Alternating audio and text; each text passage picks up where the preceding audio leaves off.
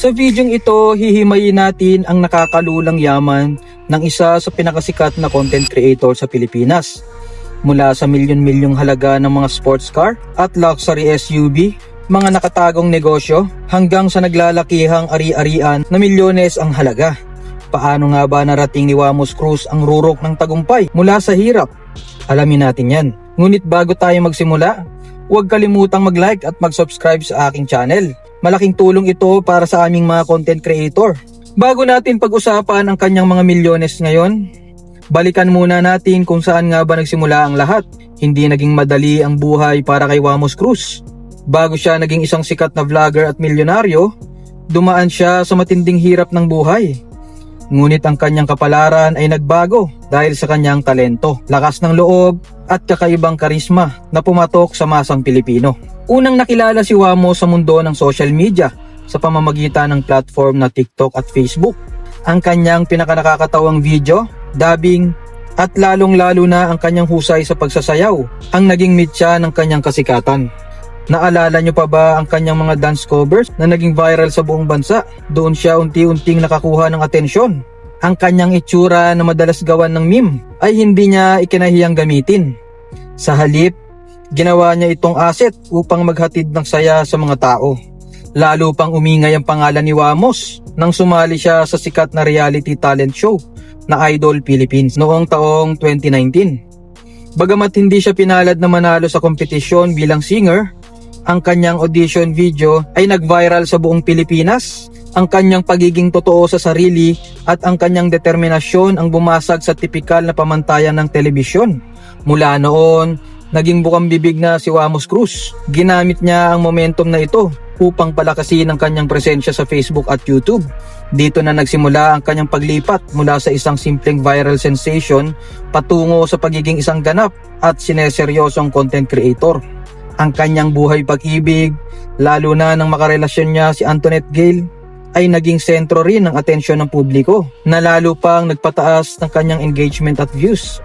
Sa pagdami ng kanyang mga followers na umabot na sa milyon-milyon sa iba't ibang platforms, hindi lang basta naging vlogger si Wamos, naging isang matalinong negosyante rin siya.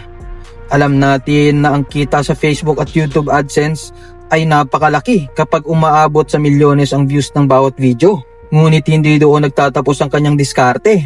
Isa sa mga pangunahing negosyo na itinayo ni Wamos kasama ang kanyang partner na si Antoinette Gayle ay ang kanilang sariling beauty at skincare brand. Ang negosyong ito ay pumatok sa merkado dahil na rin sa kanilang malakas na hatak sa masa at personal nilang paggamit at pag-endorso sa mga produkto. Bukod sa skincare, pumasok din si Wamos sa industriya ng pagkain at restaurant. Nagbukas sila ng mga kainan at franchise na patuloy na dinarayo ng kanilang mga tagahanga at mga food lovers. Hindi rin natin pwedeng kalimutan ang kanyang mga brand sponsorships at endorsements. Dahil sa kanyang malawak na reach, kaliwat kanan ang mga kumpanya na kumukuha sa kanya bilang mukha ng kanilang produkto. Mula sa mga lokal na damit, gadgets, hanggang sa mga online gaming platforms. Ang bawat post at video na may kasamang sponsorship ay nagkakahalaga ng daan-daang libong piso hanggang milyones, depende sa kontrata. Ang lahat ng negosyong ito ay patunay na hindi lang basta panandali ang sikat si Wamos, kundi ginamit niya ang kanyang kita para magpatayo ng mga legal at pangmatagalang negosyo na nagbibigay sa kanya ng passive income. Ngayong matatag na ang kanyang mga negosyo, saan nga ba napupunta ang milyon-milyong kita ni Wamos? Dito na natin titingnan ang kanyang mga naglalakihang ari-arian na bunga ng kanyang pagsisikap. Isa sa pinakamalaking patunay ng kanyang yaman ay ang kanyang marangyang mansyon.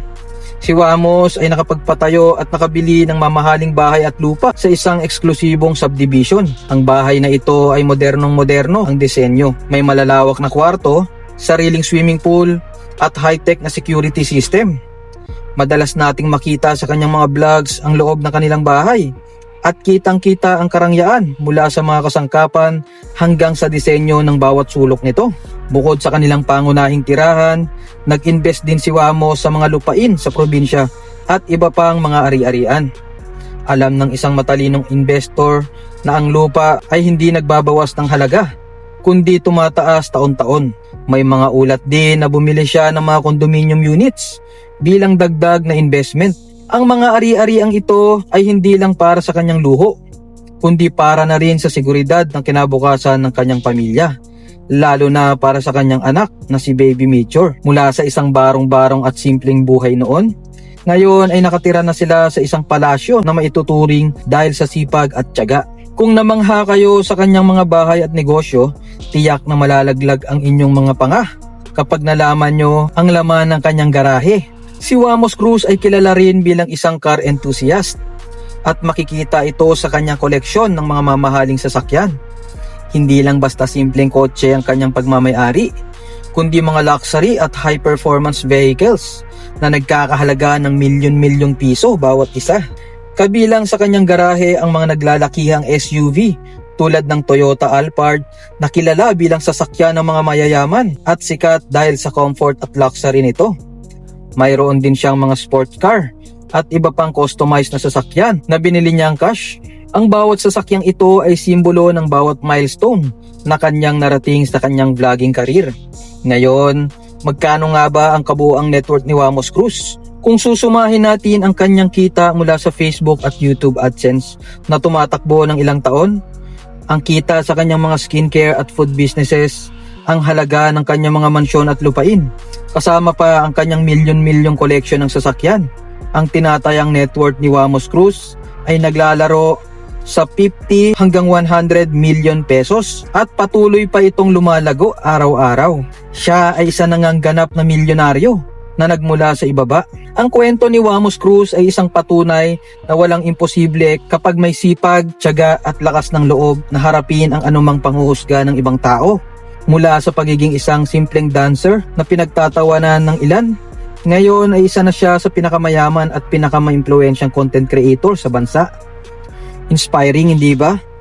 Para sa ating tanong sa araw na ito, kung kayo ang mabibigyan ng pagkakataon na magkaroon ng yaman na katulad kay Wamos Cruz, ano ang unang-unang negosyo o ari-arian ang bibilhin nyo at bakit? I-comment nyo ang inyong mga opinion at saloobin sa ibaba dahil babasahin ko ito. Comment mo rin sa ibaba kung gusto mong gayahin si Wamos Cruz na mula sa pagiging vlogger hanggang sa pagiging negosyante, na mula sa pagiging mahirap hanggang sa pagkakaroon ng limpak-limpak at milyon-milyong salapi at ari-arian. I-comment mo na rin kung sa tingin mo si Wamos ba ay tunay na inspirasyon dahil sa kanyang tagumpay o may mga bagay pa siyang kailangang baguhin bilang isang content creator at bakit. Muli, kung nagustuhan mo ang content na ito, huwag mo kalimutang i-like, i-share at mag-subscribe para sa mas marami pang kwento tungkol sa mga kilalang personalidad. Maraming salamat sa panonood at magkita-kita tayo sa susunod na video.